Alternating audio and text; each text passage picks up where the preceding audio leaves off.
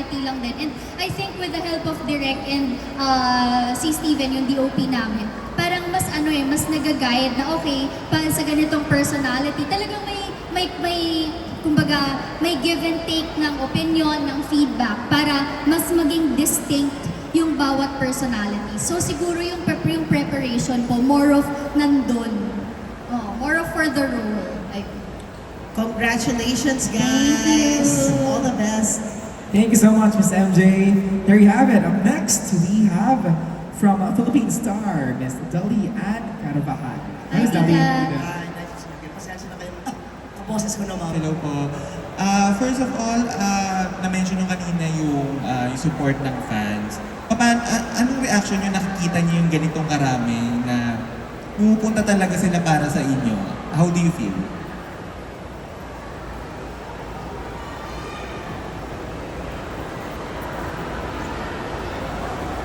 Overwhelming, syempre.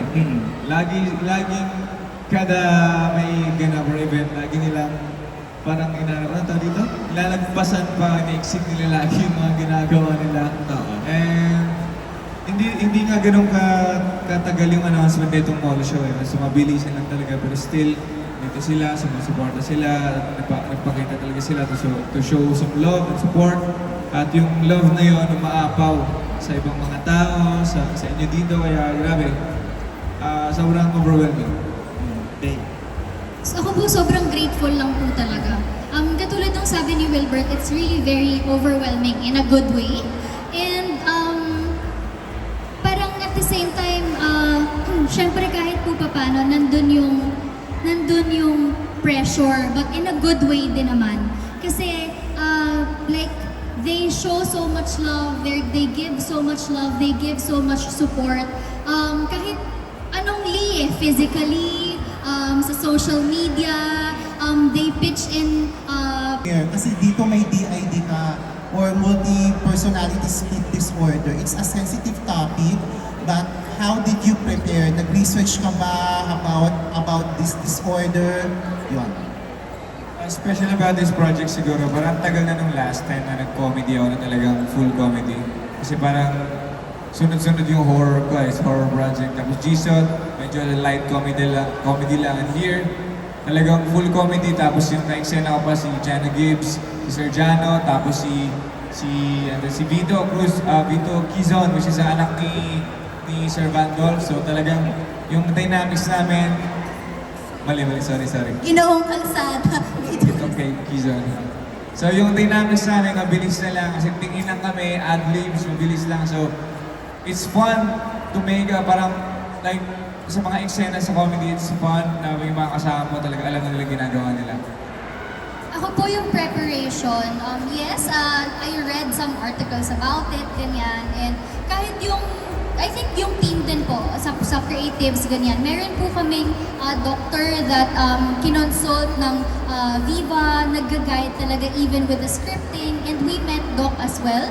And nag-reading po kami actually. Tapos parang nagpipitch din siya na medyo refrain from this. I think we should add this element sa story, sa eksena. Kasi we want, even if it's a fictional world, of course, we want it to be realistic pa rin naman. And it's a very sensitive topic. And sana ito pong sana itong series din na to, maging way din siya para sa mga viewers, para sa casuals, para sa lahat, to be more aware, to be more informed din that there are people who go through this they're not pero they're also human. It's just that they have this own world. So they should also parang they deserve also the same level of respect, the same level of pangunawa. Yun po, sana maging informative din siya kasi it's such a very relevant topic din po, di ba? Ayun. Thank you po. Yes, thank you so much. So parang Pagpapagalit. Siyempre yung mga maliliit na bagay, basta maliliit na bagay na alam mo about the person, yung parang mga favorite food, favorite na pinapanood, di ba Kasi like, nagbibigay talaga ng time makilala yung isang tao.